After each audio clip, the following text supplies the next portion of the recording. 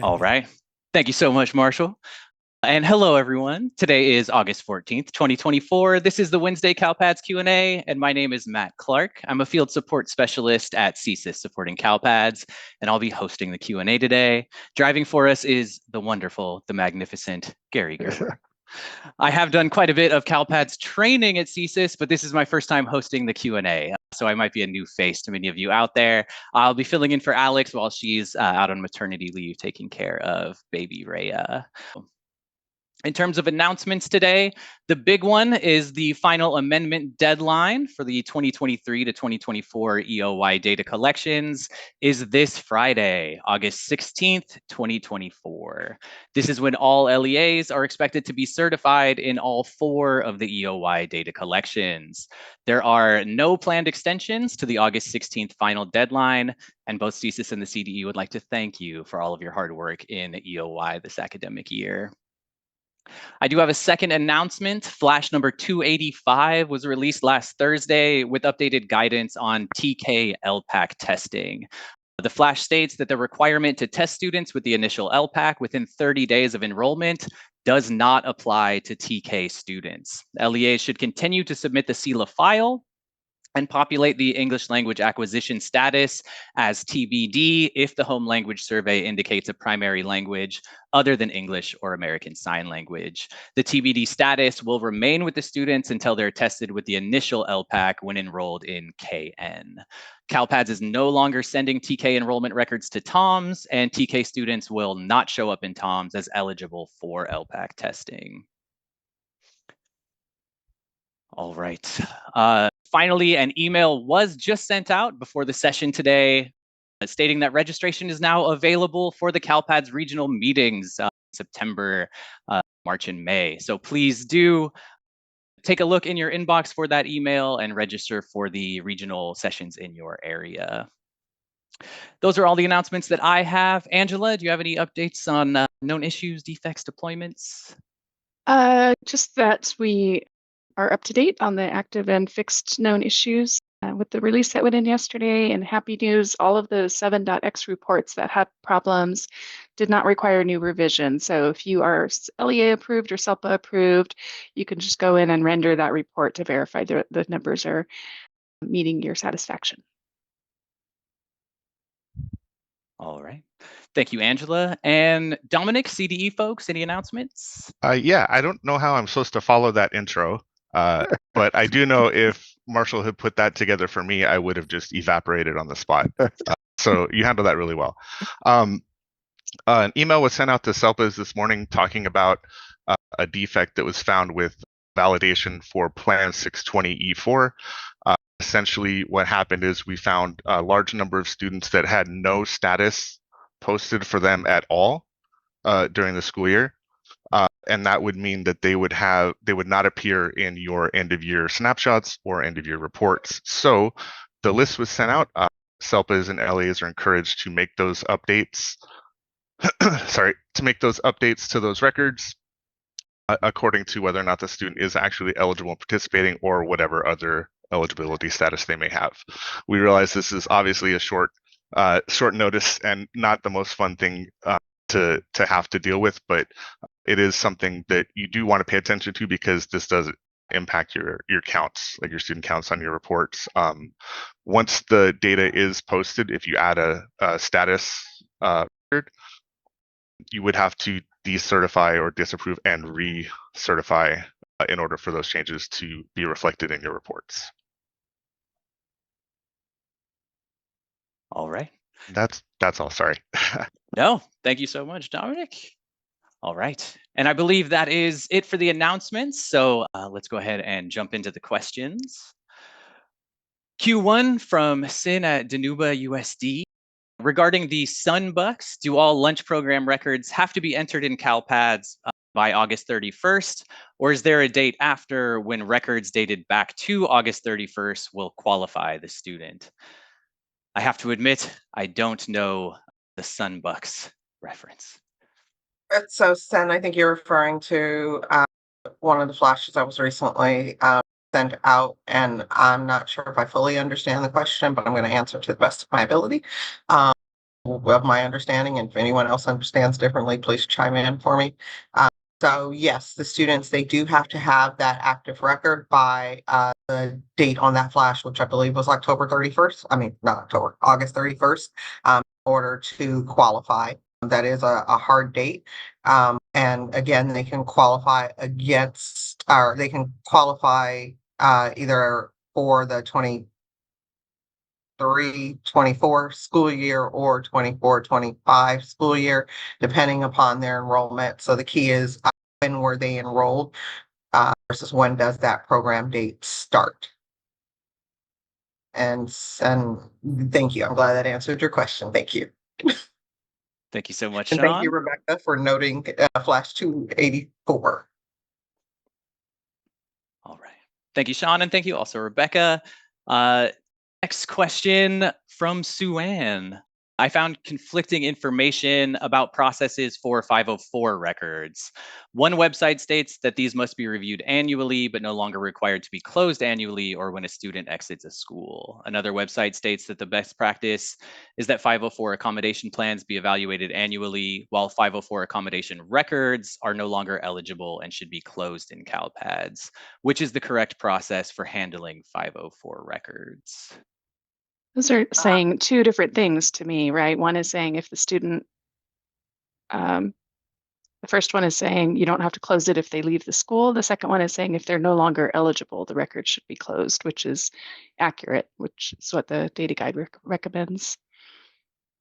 And Gary's got it up on the screen. It's page 55 of the data guide. Angela, I'm not saying I'm still seeing the splash screen. Oh, you are? saying What? minute answers. I see how Gary's screen. How come Yeah, Angela so see it and you can't? at the top of Zoom, there's an option to choose Marshall's screen or Gary's screen. You're a lifesaver, Dominic. Yes, thank you. No worries. I was just trying to figure out how to put that in text. Thank you. We appreciate it. So you can see the data guide now, Sean? Yes, we can. Excellent. So if you click up, everyone, thank you, Mark. Thank you, Dominic. So if you click up, there's a green box and then there's a black box and it says view options. Go to Gary's screen. That's weird. That's different. It is. We're still learning the Zoom thing, everyone. Sorry. Yeah, Zoom always Something changed on us. does do changes right on the fly for us. Gotta stay adaptable. Yep. All right. So I think I think that's a satisfying response for Sue-Ann's question. So I'm going to move on to the next one. We've got Joanne from SCUSD. Q1, will the CalPADS regional update meetings be recorded and made available to watch later? Marshall, I know that you often record and post these CalPADS regional update meetings. Would you like to speak to this? If Sean sends it to me, I will do it. Couldn't hear you, Marshall. Are you asking Sean to respond? I said, if Sean sends it to me, I will do it. Yes, glad we will. So yes, the meeting will be recorded and it will be posted. We make that available and the CSIS YouTube page, and we do send that out via the CalPADS Digest information that typically goes out on like every other Friday. But you can always click the link for the CalPADS regional inbox, and you'll see when it's posted there as well too. All right. Thank you, Sean. Thank you, Marshall. Next question is Rocky's Q1, but Rocky, I'll give you another chance at a Q1 because Rocky asked, is the gray box on the right intentional? And we got the screen sharing kind of squared away here. So Rocky, if you'd like another Q1, please go ahead and post that. I'll move on to Beatrice's question. Beatrice from SBCEO. We got an email from our SELPA with 2 errors for students missing statuses for special education, and we want to know if we need to uncertify before making the changes, or if we can make the corrections and leave the certification as is. And then Beatrice provides an SSID number. Dominic, I believe this is related to your announcement on the Plan 620. Would you like to speak to that? Sorry, I was just looking at something else. Yes, so that is the situation. I did see this question in the chat.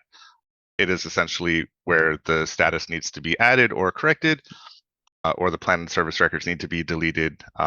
And You can do it before you decertify and recertify, of course, but it will take a decertification and certification of a new revision for those changes to take place. All right, thank you, sir. Next Q1 from Rebecca. For returning seniors that complete their graduation requirements prior to August 15th, do we delete their August 1st record and upload a new record for the date they graduated? For instance, we had a student that started on July 1st and then graduated on July 30th. Would we delete the July 1st record and change it to a one-day enrollment of July 30th? And when we delete the original record and try to upload a new one-day enrollment, it states the LEA doesn't have ownership of the student, so they receive a GER5 error.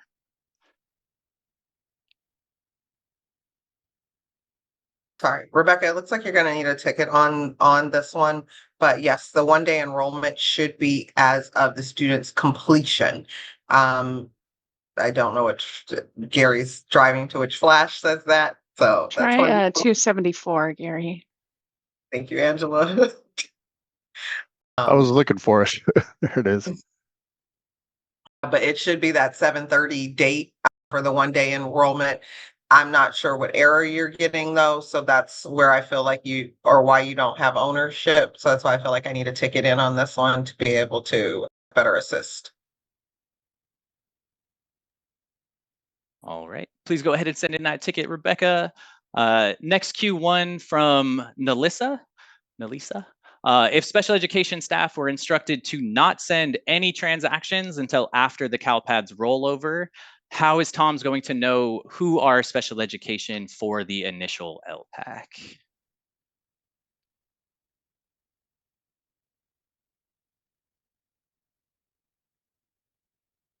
Dominic, do you know the answer to that? I was just going to say, I hope you're not waiting for me to answer that. I would imagine that the students that are, their status of eligible, whether it's eligible and participating or whatever else, carries over. It's not a program that ends at the end of the year.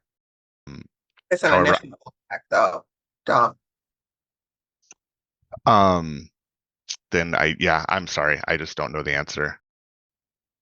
But for existing students, it's fine, right? Because they're already in CalPADS and designated as student with disability. But for a brand new student, Melissa, is that who you're asking about?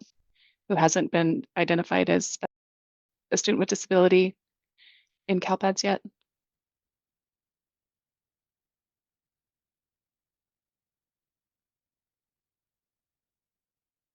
Yes, new student. So if it's a new student, do they have, Dominic, this part you might be able to answer. Let me see if I can rephrase it. If it's a new student and since their rollover hasn't occurred, is it okay for them to send up their new students in the 24-25 school year? The risk is essentially just sending up data that may have codes or something else that doesn't comply with the older data standards. That said, the status can be added in online maintenance if that's what's making the difference. That's a really good point. So Nelisa, you can add the 24-25 eligibility status in online maintenance if you want to make sure they're flagged correctly in TOMS.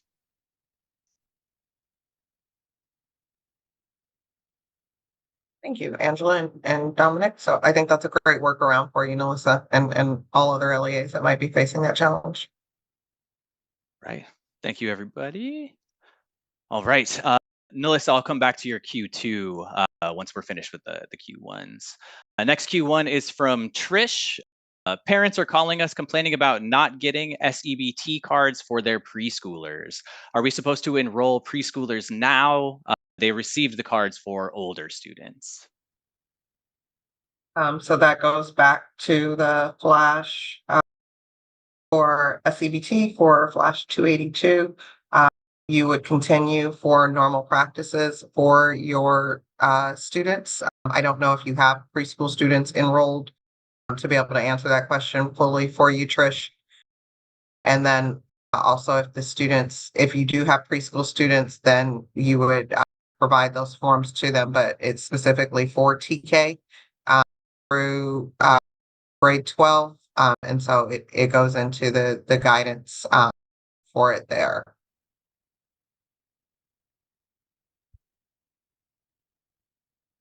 All right. Thank you, Sean.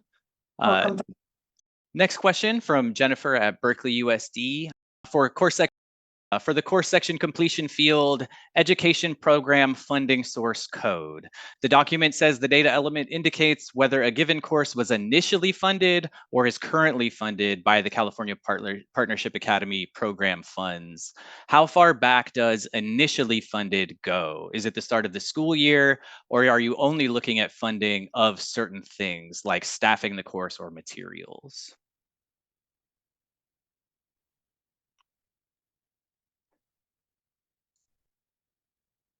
That is a fantastic question, Jennifer.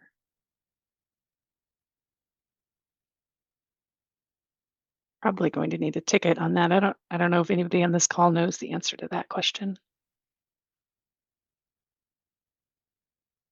But it's only two, and that's either the ROP or the To what? two options for the funding. Thank you, Gary. What field is that? She's asking how far back does it initially is. funded go? Start of the school Education. year? Yes, because it's only for that academic, it's only for this academic year. So it would be the current programming, the current funding for your academic year, because we're collecting it for the 24-25 school year.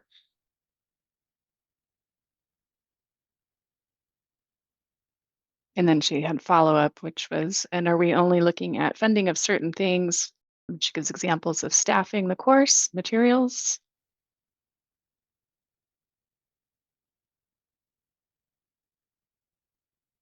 I see the definition again, Gary. Thank you. It's the education program. Source of previous. No. Example, course section, let's use that one. Go ahead and place the ticket. Thank you, Angela. Jennifer, go ahead and place the ticket in, and I'll make sure to. Can someone assign that ticket to me, please? Absolutely. Thank you so much, Sean and Jennifer. All right, next question from Benet at Antelope Valley SELPA. And this is a Q1 specifically for Dominic. Are the students with missing SWIDS records or students with disability status records also missing MEET records? Meredith noted that the examples that she saw were also missing MEET records in reference to that error. I don't recall if when we were going over the data that meeting records were pulled into the code. I can't answer that definitively, unfortunately. But I would go with Meredith's answer. I trust her memory, maybe more than mine. Hi, Dominic, it's Meredith. And it was just, it's a handful of SSIDs that I pulled up from that list and looked at their data and CalPads on the UI, and most of them, the ones that I saw, did not have any meeting information as well. And that that makes sense too, because there's another validation that triggers if you're missing a meeting record, but you have a status or vice versa, that would have caught that. Yep. All right. Thank you, Meredith. Thank you, Dominic. Next question from Yesenia at SPUSD. Q1, I'm reviewing enrollment records and noticed a few of our preschool students, CSP, were exited with an exit code of 480 and a completion status of 480. Can you confirm if this is an appropriate exit code?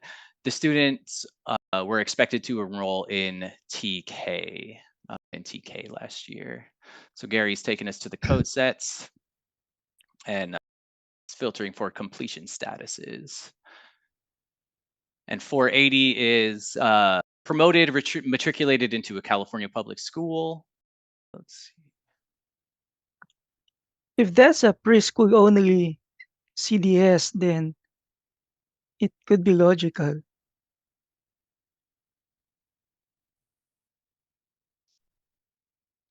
So 480 is used when they complete the final grade and matriculate on to further education. If preschool is, the highest grade or the only grade, there is a logic to using 480. Is that what you're saying, Kyron? Yes, because that's the highest grade level at that school. what's the CDS code for that school so we can see the high, low grade level?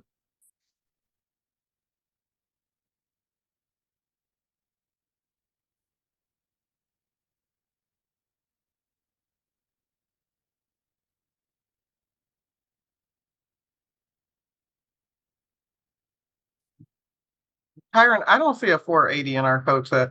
Yeah, there's a completion 480, but there's not an exit code 480. So maybe she mistyped that.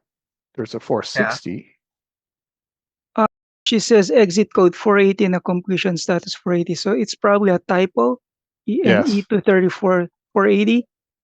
But Oh, E230. Yeah. yeah.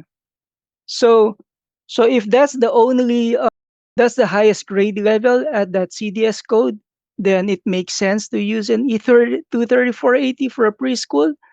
But if not, then you could probably use a E155 or 50. or T160 or E450. Yeah. Agreed. And so where you would find these options would be the appropriate exit code to use is the valid code combinations as well too. And you can just filter for preschool on the exit reason code, and then also then for the completion status. I would say most LEAs use E450. 50, yeah. Right. Well, hopefully that gives you enough fodder to work with there, Yesenia. Next question. I can't remember if I read one from Rebecca Morales yet. So Rebecca, I'll go ahead and read this one as your Q1. Will there be an extension if our special education doesn't get those Plan 620 issues resolved that popped up as a defect per our CELPA? Our special education coordinator is gone until August 20th, and I don't believe our special education director knows how to fix these students or these errors. I would definitely not anticipate an extension. However, if there's nobody that can make these corrections for you, please submit a ticket to CalPADS support and put my name on it. I'd be happy to meet with you or do whatever it takes to help you get that data corrected. I have a question, Dominic. Does the email include the list of students? The email because how will they know who to correct? The email to the CELPA included a link to a CDE box site that had the lists of students. Okay, thank you. All right. Thank you, Dominic. And thank you, Rebecca. I hate to ask you to repeat yourself here, Dominic, but we have a Q1 from Larnie that says, sorry, I joined a little late. Can Dominic repeat the issue with missing status or plan records? How do we know our LEA is impacted by this missing record? Thanks. Sure. So an email went out to CELPAs this morning explaining that there is a defect with the Plan 620 E4 validation. And so there were around 6,000 students that were left without students with disabilities status records over the course of the academic year. And missing those records would mean that those students would not show up as students with disabilities on your end of year reports. So the CELPAs would have the list of students and LEAs that were impacted and should be reaching out. Pardon me. And it's just something that would need to be corrected, and then a decertification and recertification if everybody's already in LEA approved or CELPA certified. You would have to go through that process, waiting for a new revision for the data to reflect the updated status files. All right, thank you so much, Dominic. How many LEAs were impacted? That I don't know. Let me see if I can pull up the document.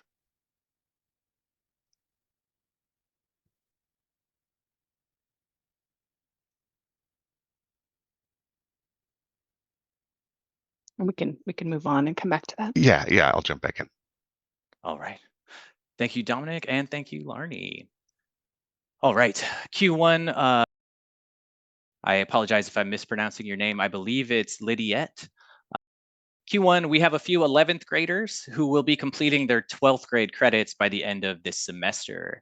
What is the best practice for early graduates? One issue of concern is that 11th graders are required to take the SBAC, but these particular students will be graduating by December. Should we keep the grade level as is, 11th grade, or update it to 12th grade? So you shouldn't change the student's grade level. Lydia, you should mark the student in their correct grade level. So if they're an 11th grader, you put them as an 11th grader. You would still, for CALPADS purposes, you would still put a completion record, an exit and completion record in there as normal. For SBAC testing, I would work with your testing coordinator and also review the SBAC guidance on how those students are counted and or factored into your testing scenarios. I believe those, from my recollection, those students are exited and they wouldn't show up on as an incomplete report because you have an exit date in there in time enough. But I know that timing is going to be key for those records. And your testing coordinator can find that side of the Tom's SBAC question and answers guide. If I can find that one quick enough, I will gladly put it into the chat.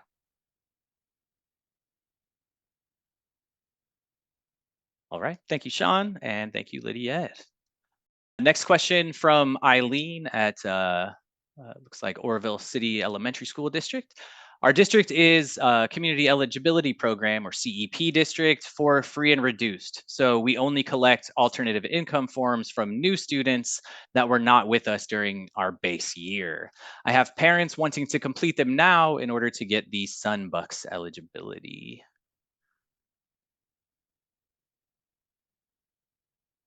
I don't see the question in there. Oh, she's got it down below. Oh, okay. Sorry, hit send. Can this be done? Thank you, because I was on the same. I was like, I don't know either. For CEP schools, are you able? Yes.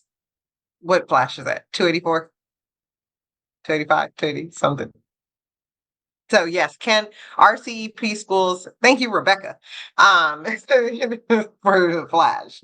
Like, I don't know why I can't remember this number, but yes, they should be, even if you are a CEP school and a family comes to you and says that they need to update or they need to complete the alternative income, are you still accepting that alternative income form from them? Yes, you are. That is part, whether base year, whichever year, are you still collecting it for summer eligibility purposes? Yes. Do you need to input that program record? Yes. Does it have to be completed by August 31st? Yes. Whew, that was a lot. All right.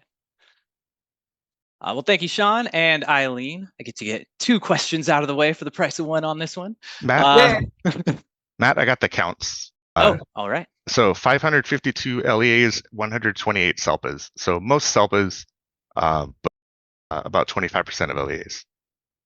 Sorry, 500, how many? 552 LEAs. Thank you.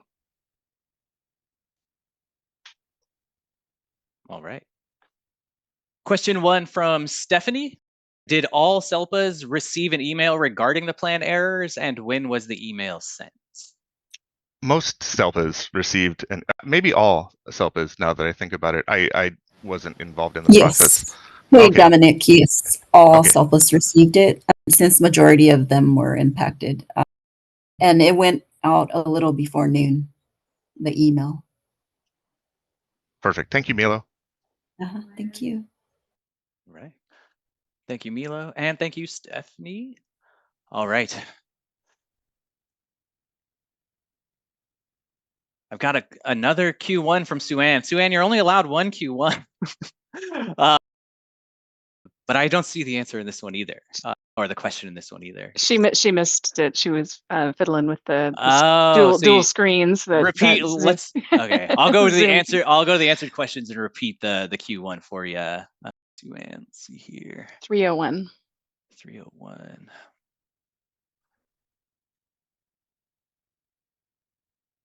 All right, Q1. I found conflicting information about processes for 504 records. One website states that they must be reviewed annually, but no longer required to be closed annually or when a student exits the school. Another website states that the best practice is for 504 accommodation plans to be evaluated annually, while 504 accommodation records are no longer eligible and should be closed in CalPADS. Which is the correct process for handling 504 records in CalPADS? And my answer was that those statements are not conflicting with each other. The first one is saying you don't have to close the 504 program when the student exits the school. And the second statement is saying you should close the record when they are no longer eligible. All right. Thank you, Angela. And thank you, Sue Ann. Looks like CJ from Liberty Union is giving us the options for the field for the funded by the California Partnership Academy. So the field for that is either funded by a regional occupation program or by the district. I thought that was CTE courses. Maybe not. All right. Go. All right. Next Q1 from Yesenia. What is the CalPADS definition of a long-term substitute? Oh.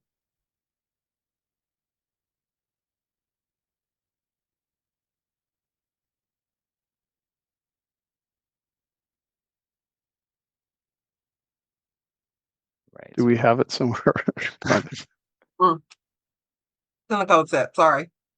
I thought you were getting to it. I'm trying. It's waiting for my screen to update. I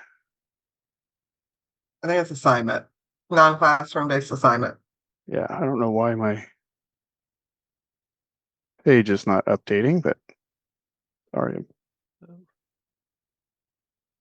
Switch over to here, then back here, and sometimes that works.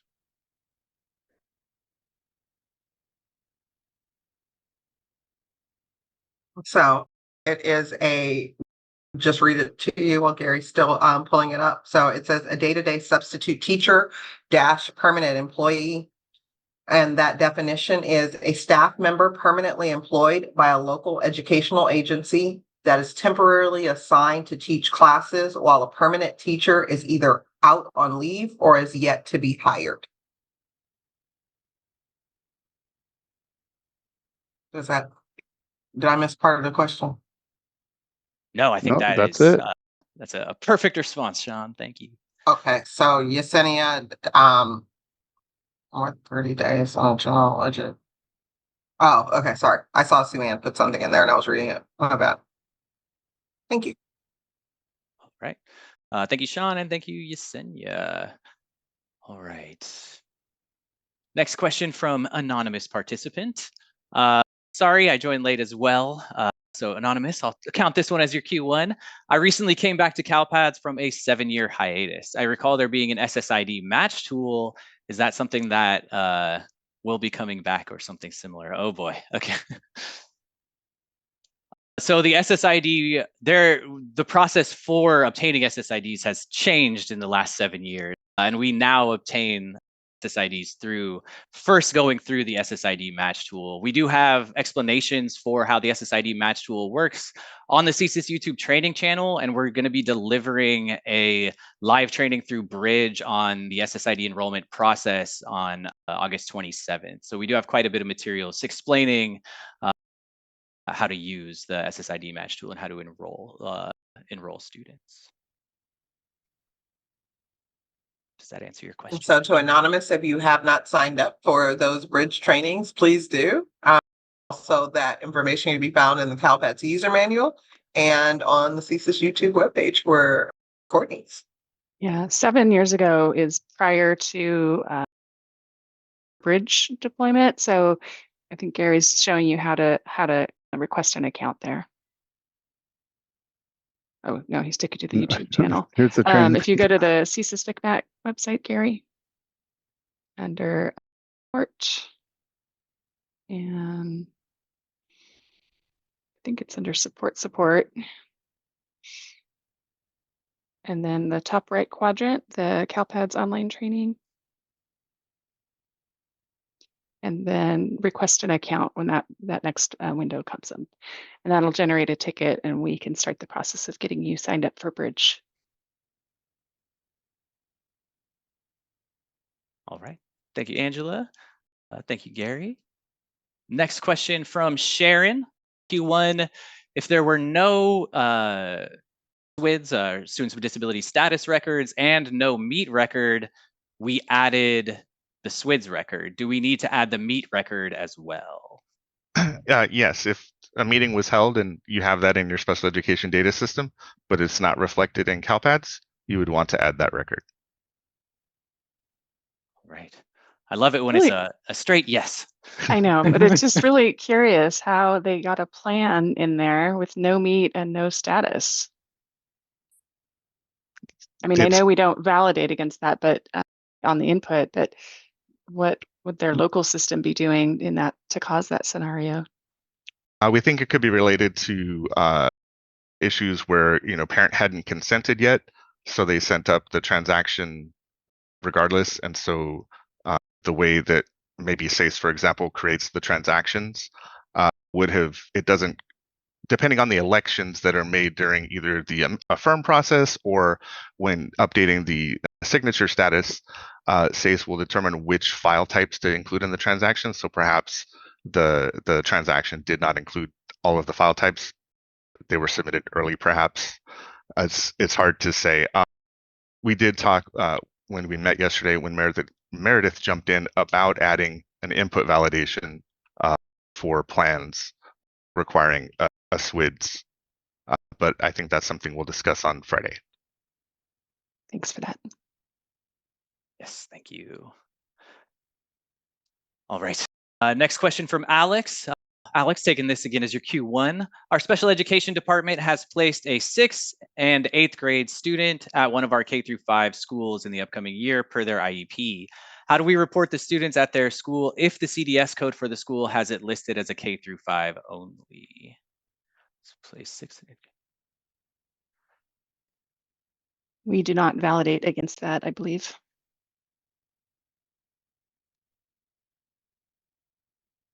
Right. So you're able to report a 6th and 8th grade student to a K-5 school CDS code. CalPADS does not validate the relationship.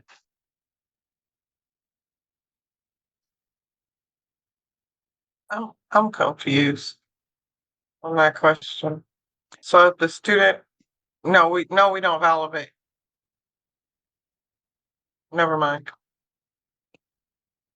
Isn't there an SCNR validation for that, Angela? I couldn't remember. Are you thinking of one, Kyron? Yeah, let me double check. Yeah, because it's out of the grade range for that. Yeah, that grade range here. Mm-hmm. That's what I thought. And I was like, maybe I let's- just wasn't understanding it right. Yeah, I just can't recall all the IVRs anymore. Let's come back to Alex. Kyron, do you want to see if you can find it? Yes, I'll look for it. Okay, let's move on to Pam. Matt. All right, Alex, I'm going to mark your question as answered, but we're going to come back and answer it via writing as well.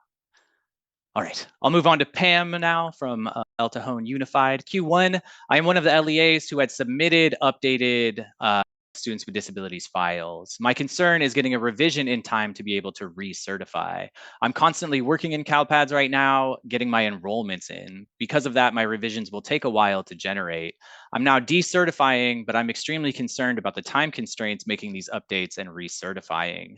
What would you suggest if I do not have an error-free revision by Friday? You want me to tackle that one, Matt? I think it might be a little above my pay grade. So a couple of things. We've recently learned that CalPADS is no longer requiring that pause before revisions kick off. And so it's okay that you continue to work. There's just, it'll automatically just pick up and start creating a new revision for you. You're pretty much guaranteed to get one within 24 hours. So by this time tomorrow, if you have one that just got created right now, by this time tomorrow, you would have another one. Keep your existing version approved. In that way, if something catastrophic happens where you come in the next day and you have a bunch of certification errors that you can't resolve by Friday, you have the original copy. Because I don't know, Dominic, if it's a 1 or 2 kids that are missing, how critical is that to their end of year submission? I mean, it's, do they not want 1 or 2 kids counted? They would be missing from discipline reports. I mean, that's relative, I guess. 2 out of 20, 2 out of 1,000. I don't know. Yeah, and the revisions will run over the weekend as well. So I know you'd have to coordinate it with your SELPA on that. I think, Pam, it's unlikely you're going to get new validation errors. One thing you could do is also double check your data discrepancy screen right now, because that's on live data. So run it for end of year 3 and end of year 4 and see if you have any data discrepancies that will prevent certification.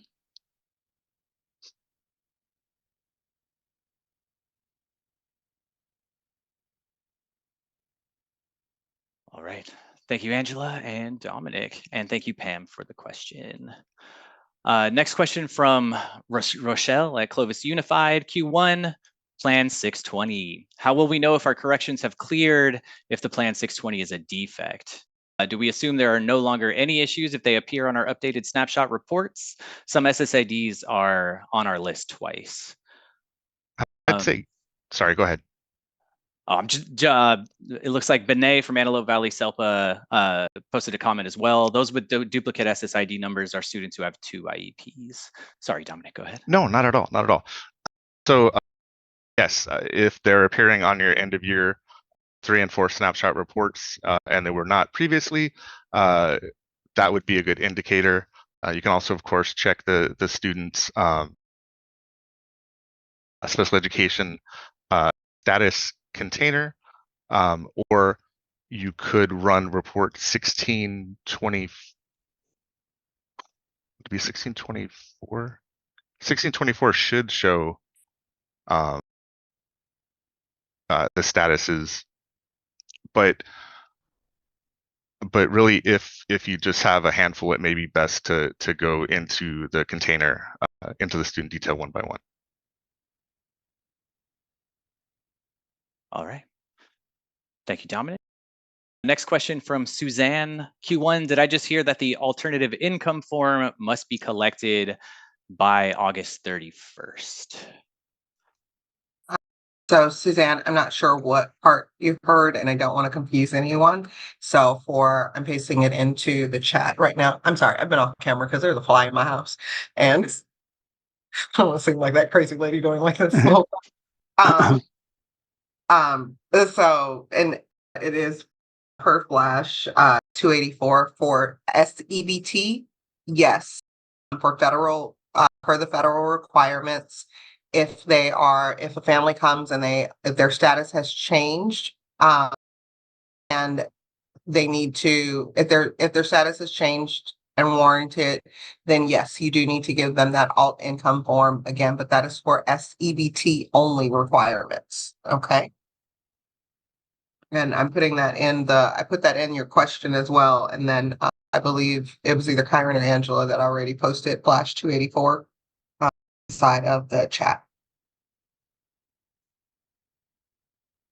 All right. Thank you so much, Sean. And thank you, Suzanne, for the question.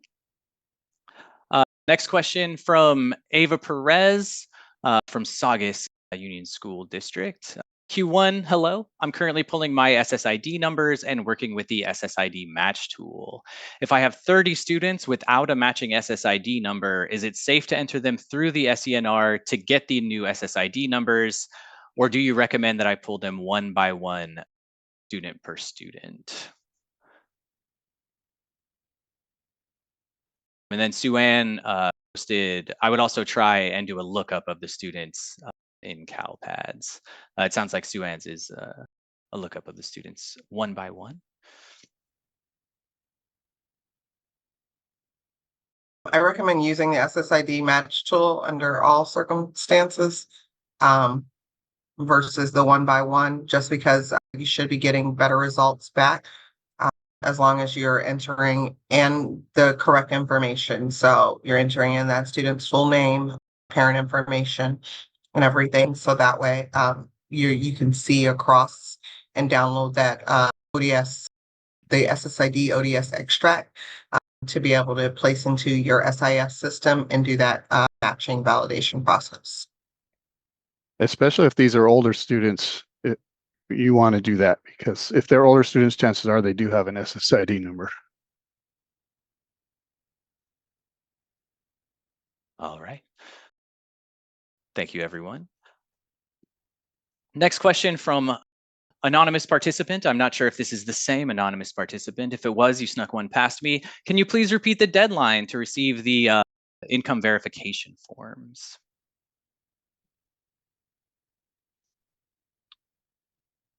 For summer EBT Flash 284, it has to be inputted by August 31st. All right. For summer EBT, August 31st. Alejandra from Madera Unified Q1. I checked my Bridge account and I don't see any upcoming trainings on the calendar. I also checked my email, including spam. Can I get some help with this? Yeah, we have not published those dates just yet. They're in draft form and we have not sent the email out. So both of those events are happening before the end of the week. So keep an eye out for your email and on Bridge. All right. Thank you, Angela. So Q1, Matt, can you repeat the training date that you indicated a little bit ago? I'm not seeing the trainings listed on Bridge. So the tentative dates that we have for the SENR data population live training is August 27th. That's our first date on the training schedule. Let me look at the schedule in full here to share more with you guys. I just want you guys to know that that is hot off the press information. I don't even have those dates just yet. So thank you, Matt. Yeah, they are tentative. We're getting very close. They are tentative. But so the first one is currently slated for August 27th. That's SSID enrollment. Fall 1 data population. The first session for that will be on September 11th. The Fall 1 advanced has its first session on September 10th. And Fall 1 reporting and certification has its first session on September 23rd. So those are our tentative dates. We don't think anything's going to change, but we'll send out the announcement with the dates that are set in stone.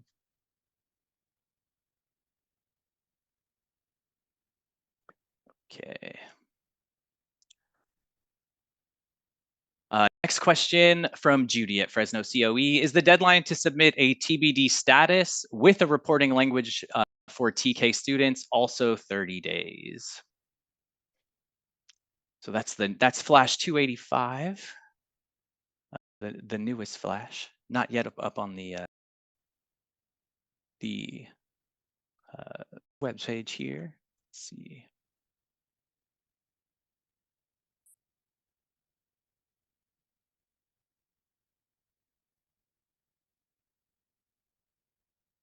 Yes. So in the new Flash, it looks like on page 2 in that first bullet point there, last sentence,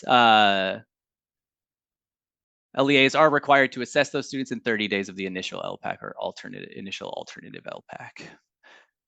No. I don't know if that answers the question.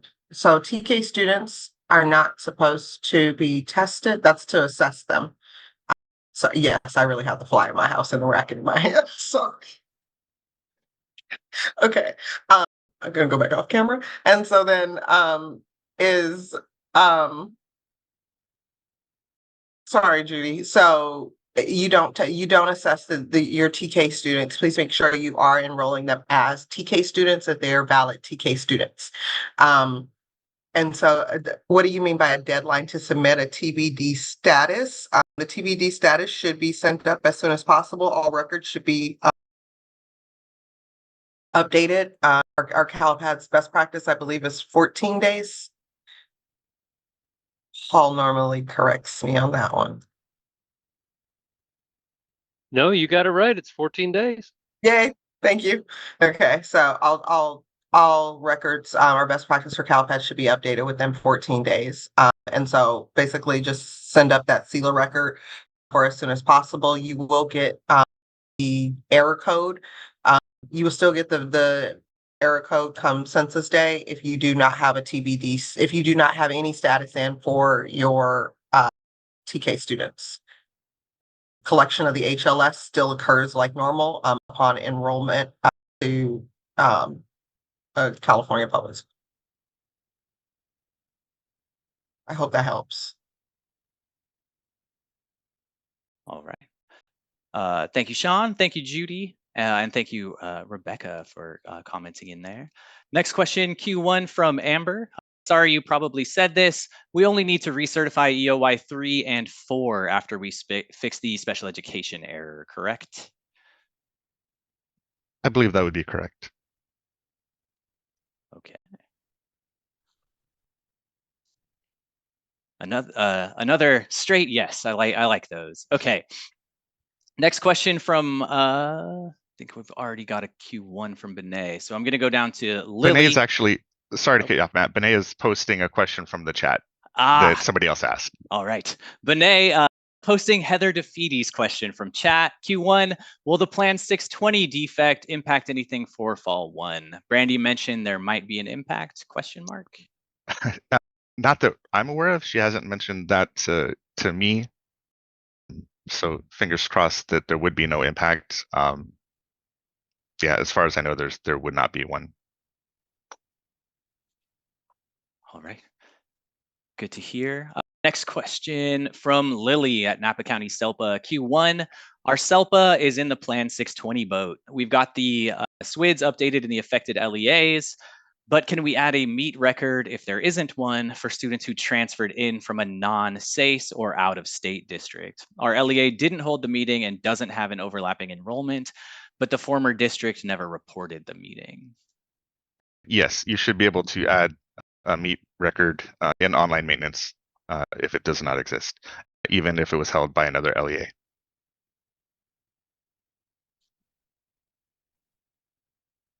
All right, Nick, and thank you, Lily. Next question. Another repost here. So Sin Mao is reposting from Eric at SMUSD. Q1. So if we have 2 students affected under the Plan 620 E4 and we cannot make any changes until tomorrow, that means I'll get a revision on Friday just in time to decertify and certify again. It's going to be very close for our SELPA to certify as well. We need an extension. I know you do not make that decision, but you guys can push for one. Time to send that email so we are not stressed in trying to do things without multiple daily revisions. All right. Thank you, Eric. I know the Plan 620 talks have been pretty active today. All right. Next Q1 from Charlene at Cupertino. We see a lot of mids under the other LEA ownership. Not that these mids will affect us, but is it recommended that LEAs request SSIDs without checking these, then resolve? Oh, my Q1 disappeared. And then resolve the mid afterwards.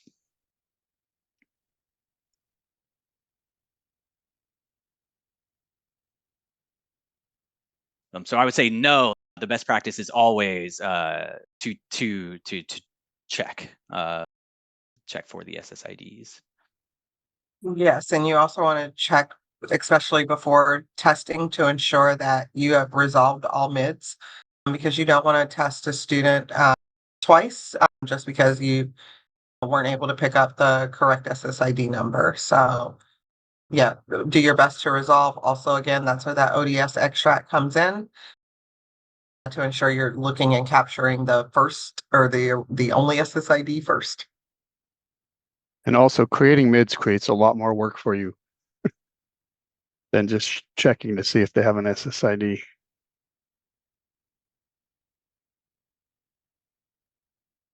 All right. Thank you, Sean, Gary, and Charlene. All right. I think that puts us at the end of the Q1s. Oh, nope. Claudia came in with a Q1. Here we go. Claudia, Q1 regarding the Plan 620 E4. Would we see this error in the EOY4 revised uncertified snapshot, or do we have to reach out to our SELPA to check if our LEA is affected? Ideally, your SELPA will reach out to you, but if you're concerned, definitely reach out to your CELPA and see if you have any students on the list.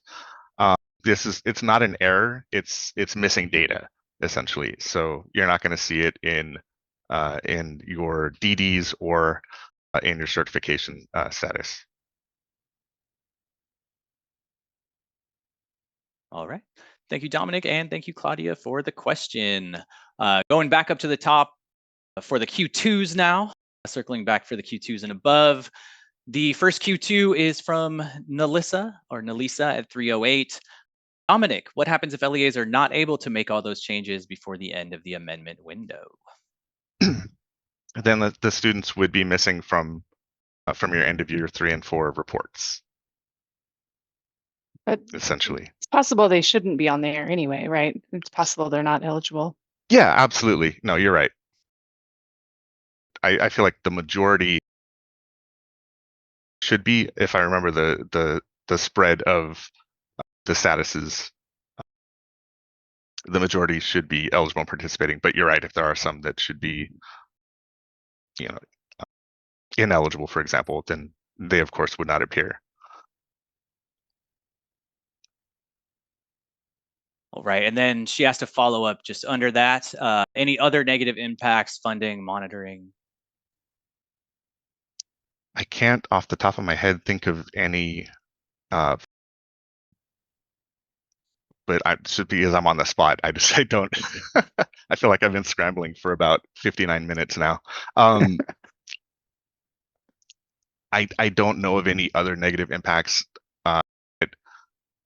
that are special to this as compared to other missing data. Like if you had not reported a handful of students for whatever reason, it's okay, Melissa. You don't have to be sorry to me. I'm sorry that this is impacting everybody.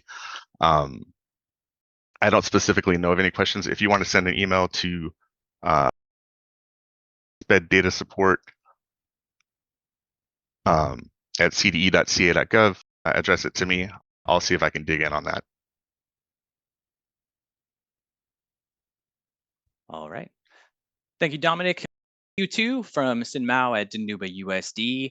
My special education director is working on some errors, I believe from report 16.21 for students missing re-evals from 3 or 4 years ago. Do they need to go back that far to fix them? We don't have any EOY4 fatals, but the CELPA department at the county is asking her to fix these. Do these need to be fixed for CELPA approval?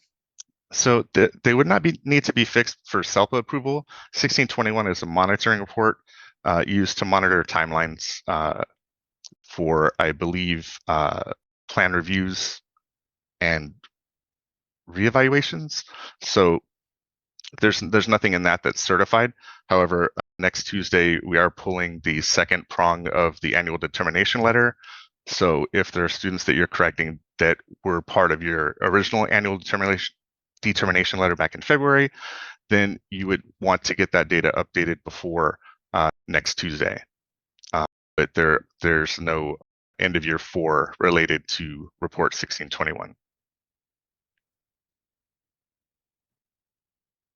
All right. Thank you, Dominic, and thank you, Sin Mao.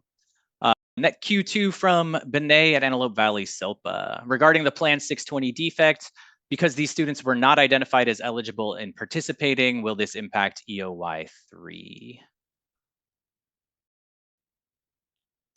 It looks like, sorry, it looks like Rebecca had an answer there. Let's see. We're not identified. It could, yeah, absolutely. It could impact EOY3 depending on if they had an incident and if they were identified as a student with disabilities before the incident or after, that sort of a thing. So yes, it could have an impact on EOY3. Okay, thank you, Dominic, and thank you, Renee and Rebecca. Q2 from Eileen at Oroville City Elementary. Isn't taking these new reports from old students going to affect our CalPADS reporting numbers? I have to admit the context of the new. Yeah, I didn't know what that one was referring, what report it was referring to. What's that? I said I didn't know what report that was referring to. Eileen, any clarity?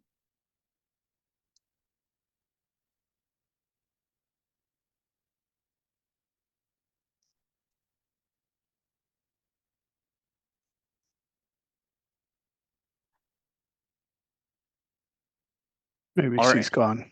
All right. All right, Eileen. I'm going to put your question in the answered. Oh, LCFF reporting for free and reduced. No reports, old students. But I don't think I don't understand the question. So you're asking if your reports. Go ahead and place a ticket, Eileen, because I'm not sure I fully understand. All right. Thank you. Sorry, I can't answer in the moment. I also am eluded by this one.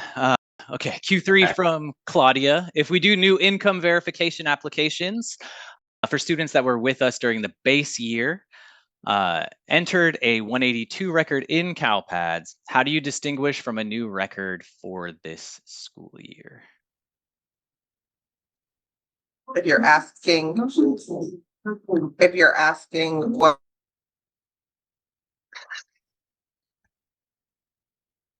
Got all kind of issues today, I feel like. So sorry. So No if problem. you're asking about whether or not it would be the date, Rebecca, because you're saying, sorry, Claudia, because you're stating that they were eligible last year, and then you're saying if you put in a record for this school year, because if they had a record for last year and they were free and reduced, you wouldn't be updating that record then.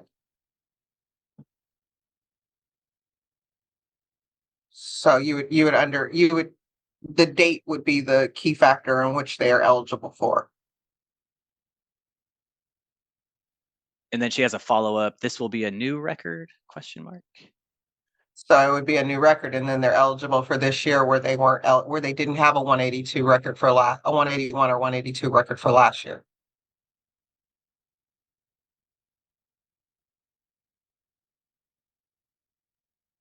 All right. Thank you, Sean. Thank you. And thank you, Agree with Sue Ann. Yeah, I agree with Sue Ann's comment. Thank you, Sue Ann. Thank- We agree with you. Thank you, guys. I really appreciate the confidence boost. All right, Q2 from Stephanie. I'm looking at our list now. What am I supposed to be looking for? I see 3,151 students in the box.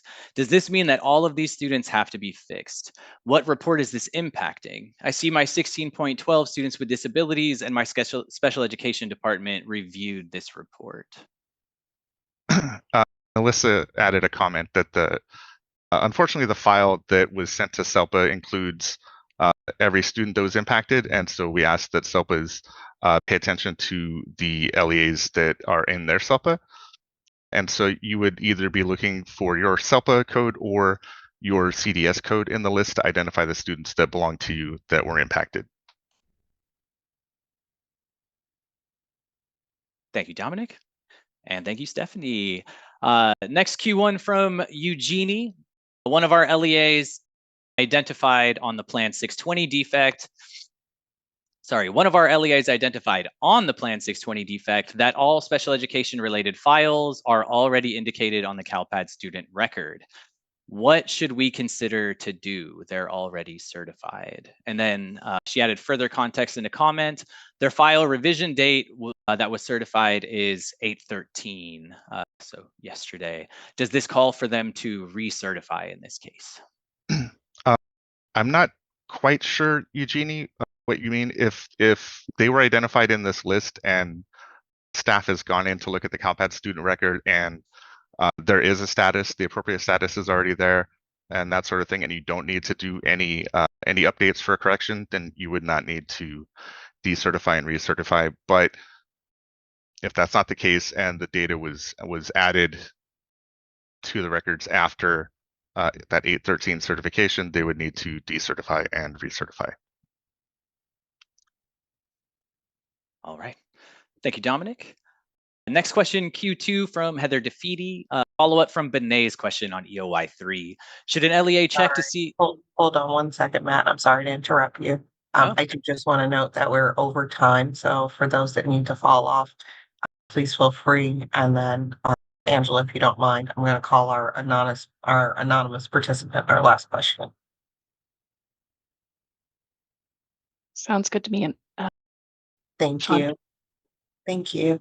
I apologize for not doing my hosting duties and pointing out that we are You're past doing 4 well, p.m. Matt. You're doing wonderful. We so Thank you. appreciate you.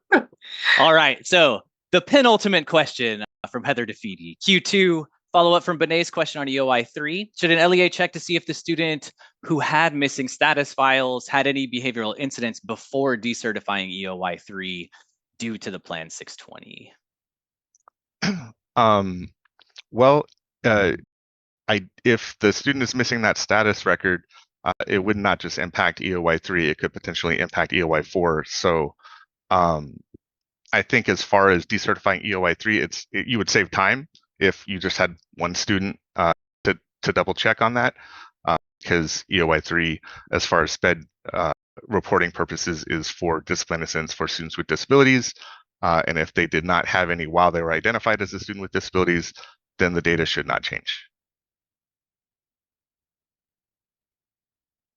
All right. And Rebecca put some great, thank you, Rebecca from Fresno. She stated it'd be a great idea for LEAs to check their EOY 3 via the revised and certified process. And then she put the link in there for the CSIS video that shows how to do that. Thank you for the shout out to the CSIS YouTube training channel. Nate did a great job. Okay. All right. Final question from anonymous participant. Q1, how do I fix students with plans that are over a year late in report 16.21? Some students are no longer enrolled with us. So if a student is no longer enrolled with you, unless they have an exit code that indicates they're coming back, they shouldn't be appearing on that list. So you'll just need to double check whether or not their enrollment record is accurate. If you do see some students that have exited with the appropriate codes and they're still appearing on your list, please submit a ticket to CALPADS help desk and we'll take a look at that. And Matt, before we sign off, I just want to let Alex know that Kyron did find an answer to the question about enrolling a sixth grader. It's on the answered tab. So just verbally that enrolling a sixth grader at a K-5 school, CALPADS will allow it. It does give you a warning, but it will allow you to post that information. All right. Thank you so much, Angela and Kyron, for that follow-up. Are we ready to call it? That sounds good. Yes. Okay. We are bringing the Q&A to a close at about 4:10 here. Sorry for taking 10 minutes of your time. But we will be back next Wednesday. Thank you, everybody, for attending, and good luck with EOY certification. Matt, you did a great job. Great job, Matt.